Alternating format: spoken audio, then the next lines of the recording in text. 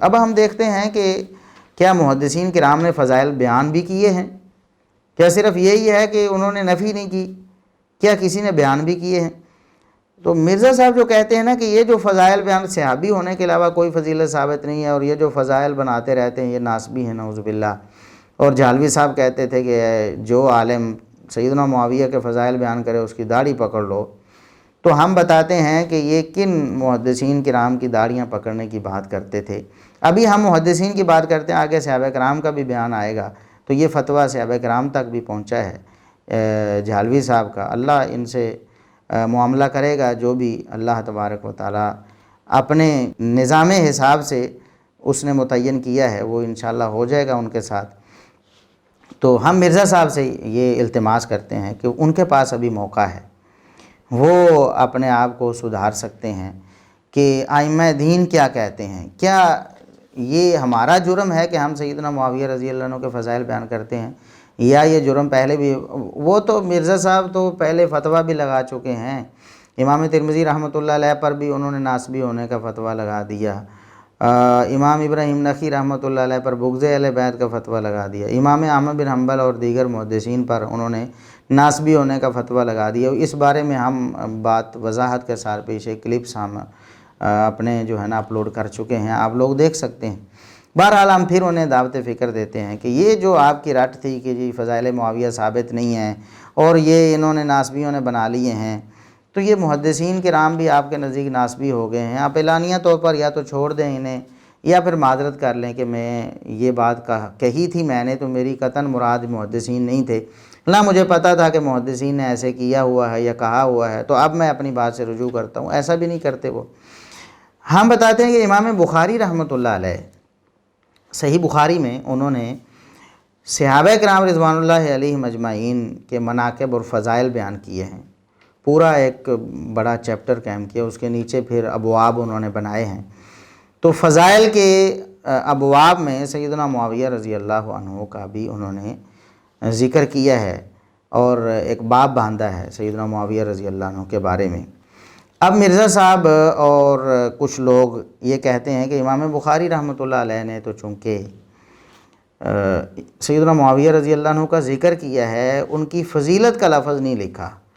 تو اب یہ مرزا صاحب پہلے یہ کہتے تھے، بڑے دھڑلے سے کہتے تھے، جب ہم نے ان کو آئینہ دکھایا نا، ہماری ویڈیوز اس پر ہمارے کلپس موجود ہیں کہ دیکھیں امام بخاری رحمۃ اللہ علیہ نے اگر لکھا ہے نا باب ذکر معاویہ تھا کہ معاویہ رضی اللہ عنہ کا ذکر، تو اس سے یہ مراد نہیں کہ وہ فضیلت کی نفی کر رہے ہیں. حالانکہ فضائل کے چیپٹر میں تو لے کے آئے ہیں، تو اس کا مطلب ہے کہ فضیلت ہی تھی.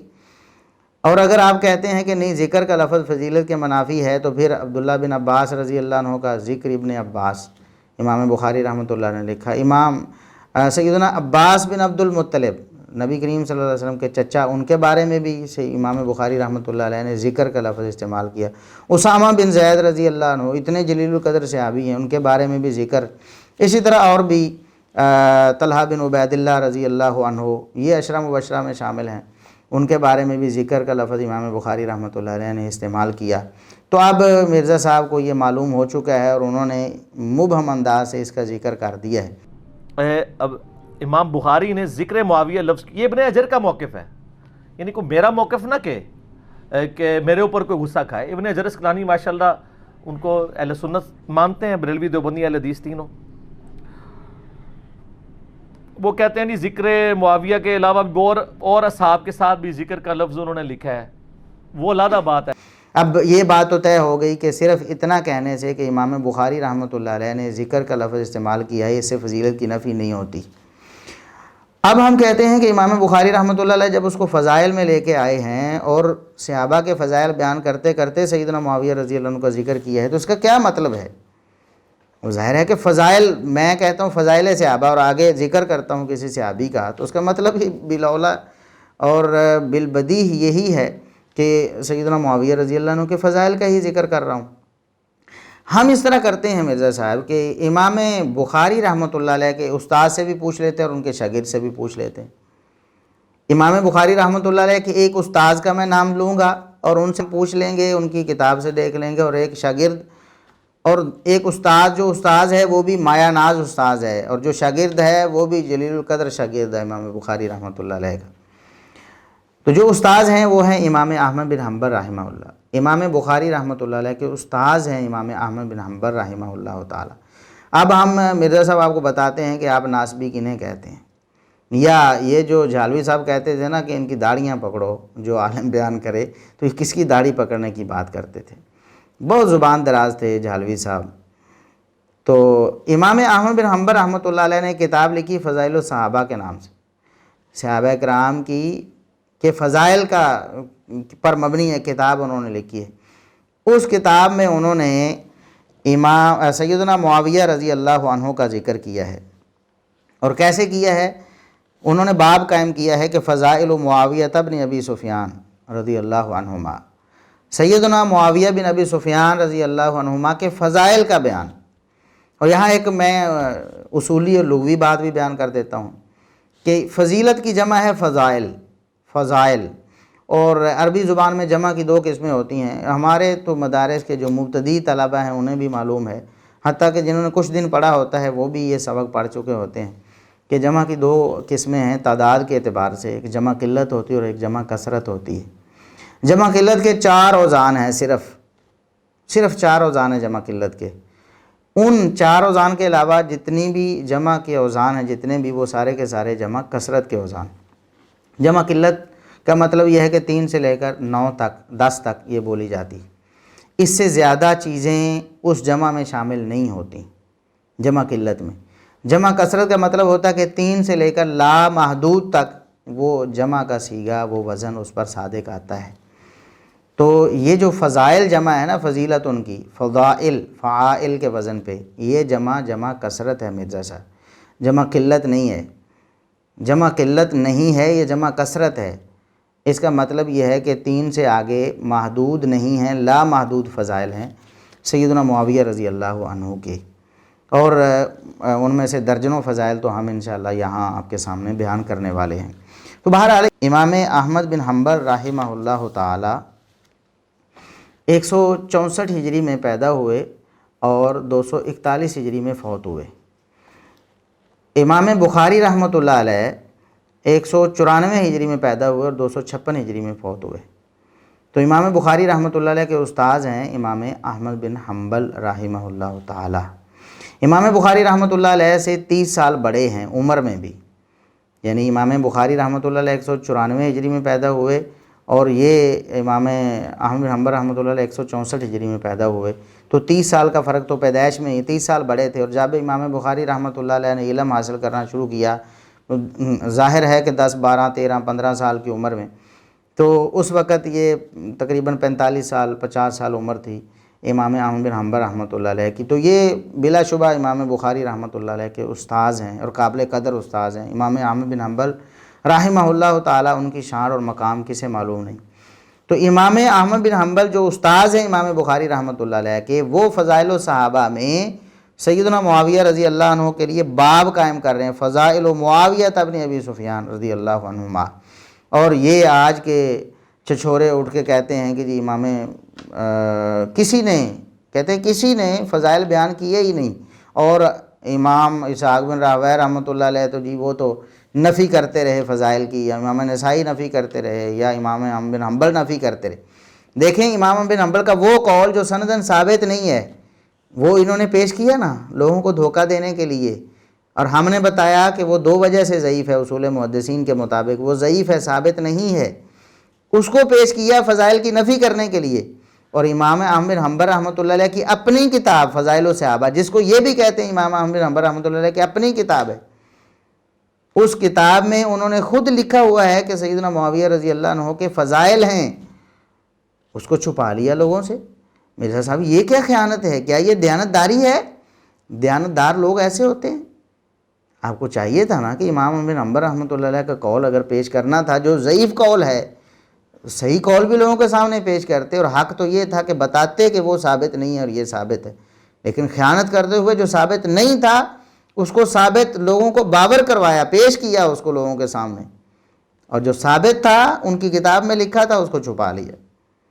اور اسی سے پتہ چلتا ہے کہ امام اسحاق بن راہویہ رحمۃ اللہ علیہ کی طرف جو قول منسوب کیا گیا ہے، جو ہم نے بتایا کہ محمد بن یعقوب کے والد جو یعقوب علیہ السلام ہیں ان کی توثیق ثابت نہیں، تو اس قول کے ذوق پر بھی اس قول نے مور ثبت کر دی ہے، کیونکہ احمد بن حنبل رحمۃ اللہ علیہ امام اسحاق بن راہویہ کے ہم اثر لوگوں میں سے تھے، بلکہ دوستوں میں سے تھے۔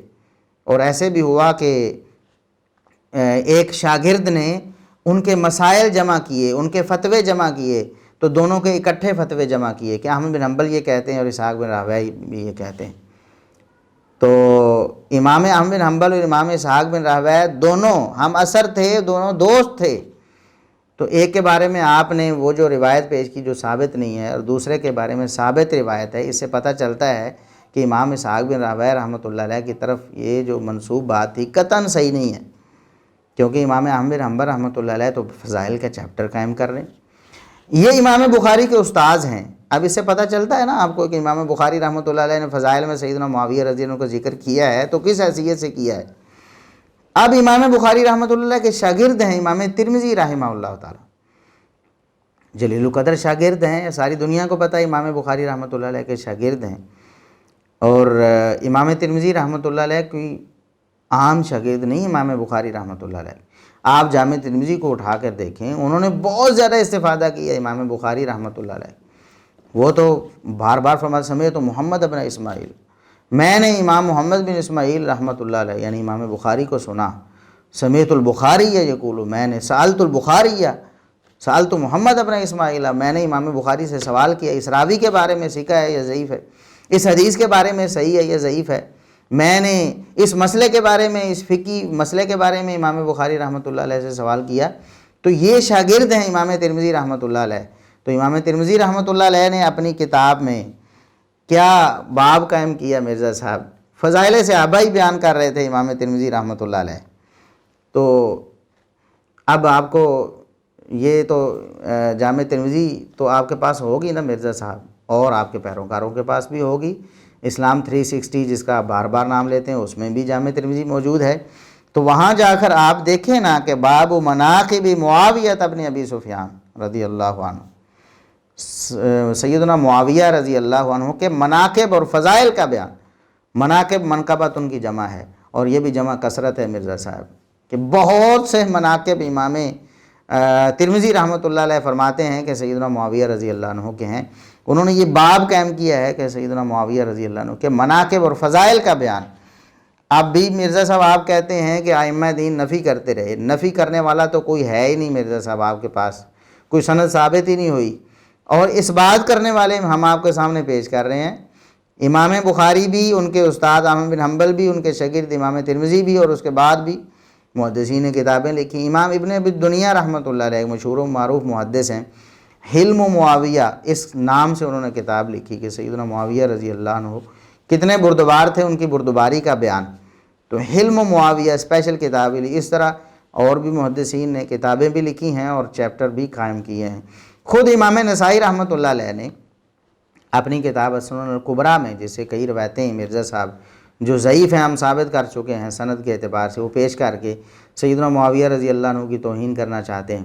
خود انہوں نے فضائل صحابہ میں ہی سیدنا معاویہ رضی اللہ عنہ کا ذکر کیا ہے، فضائل صحابہ میں ہی ذکر کیا ہے سیدنا معاویہ رضی اللہ عنہ کا، تو وہ بھی فضیلت کو مانتے ہیں۔ تو یہ مرزا صاحب یہ جو آپ جھوٹے دعوے کرتے رہے ہیں، لوگوں کو دھوکہ دیتے رہے ہیں، اللہ کے لیے آپ توبہ کیجئے، لوگوں کو حقیقت بتائیے۔ اگر آپ حق پرست ہیں تو، اور اگر انا پرست ہیں تو پھر ہم کیا کر سکتے ہیں؟ ہم آپ کی ہدایت کے لیے دعا کر سکتے ہیں۔